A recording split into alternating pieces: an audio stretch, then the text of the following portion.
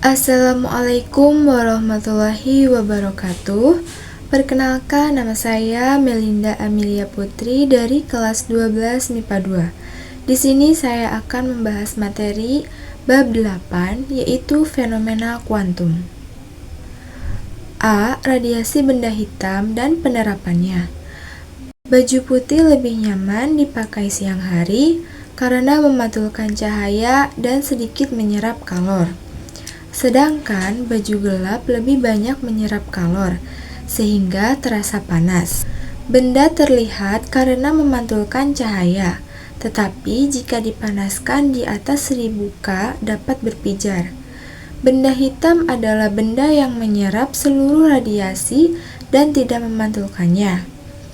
Banyak ilmuwan yang melakukan penelitian tentang benda hitam, antara lain yaitu 1.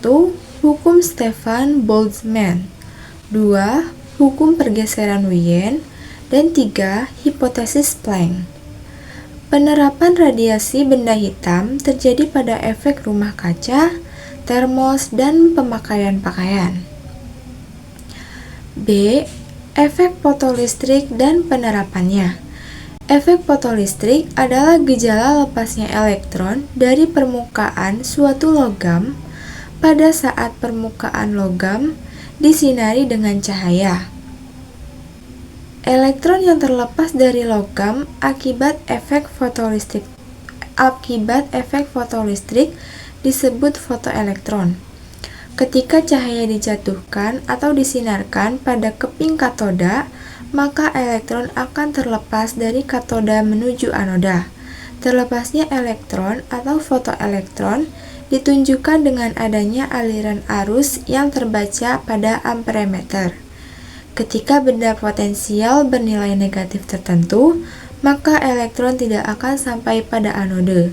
Jika percobaan dilanjutkan dengan frekuensi cahaya yang sama, tetapi intensitas cahayanya diperbesar, ternyata potensial hentinya tetap sama dan kuat arusnya semakin besar.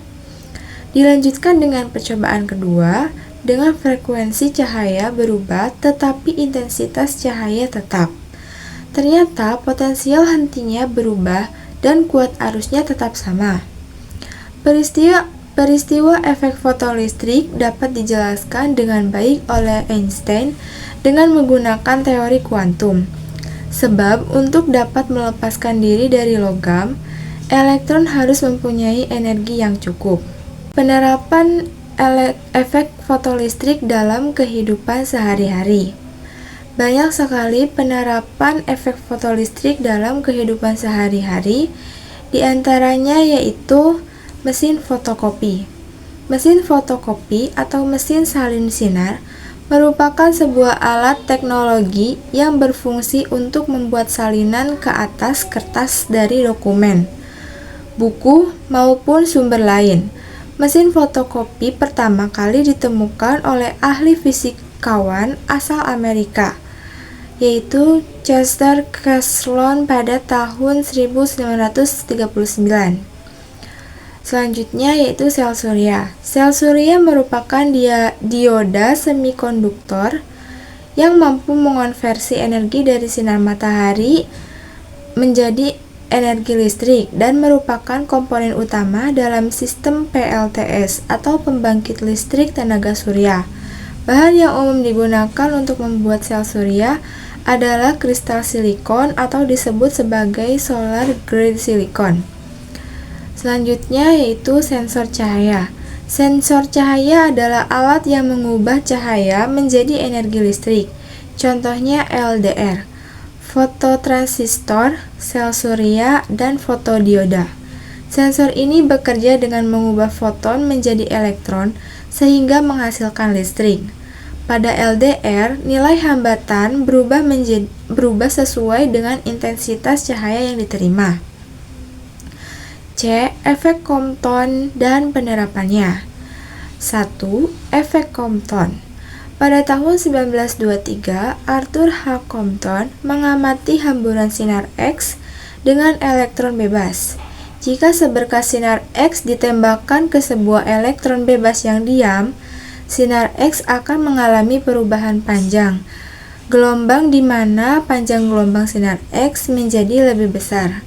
Sinar X digambarkan sebagai foton yang bertumbukan dengan elektron.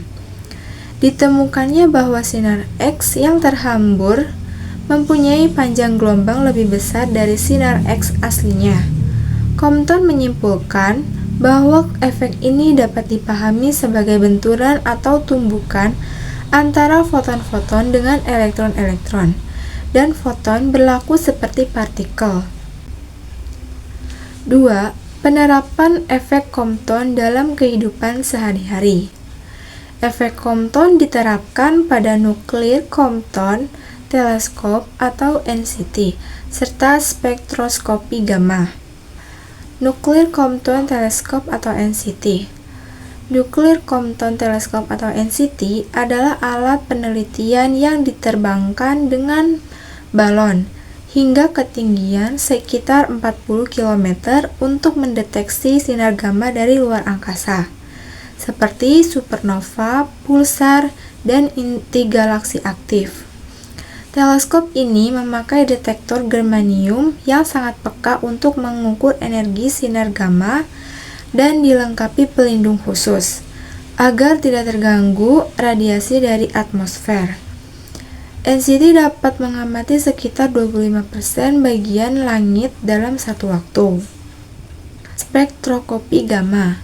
Spektroskopi gamma adalah spektroskopi yang dapat digunakan untuk menganalisis sumber radioaktif yang kemudian dapat digunakan untuk mengidentifikasi unsur antara isotop radioaktif yang ada di dalamnya.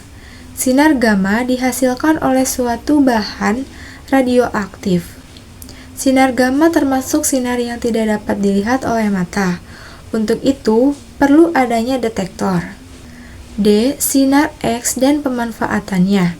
Röntgen menemukan sinar yang tidak dapat dibelokkan oleh medan magnet. Sinar tersebut berasal dari tabung katodanya sendiri dan ternyata mampu menembus bahan yang tidak tembus oleh cahaya. Sifat-sifat sinar X antara lain sebagai berikut. Sinar X mempunyai daya tembus sangat besar, sehingga dapat digunakan dalam proses radiografi. Mempunyai panjang gelombang pendek sekitar 0,1 nanometer. Sinar X dapat menghitamkan emulsi film dalam menghasilkan sebuah foto. Sinar X juga dapat mengubah jaringan pada tubuh makhluk hidup. Pemanfaatan sinar X. Sinar X dapat dimanfaatkan pada berbagai bidang, di antaranya yaitu pada bidang kesehatan, bidang industri, bidang keamanan, bidang ilmu pengetahuan, dan bidang pertanian. Demikianlah materi yang dapat saya sampaikan. Mohon maaf apabila terdapat banyak kesalahan dan kekurangan. Wassalamualaikum warahmatullahi wabarakatuh.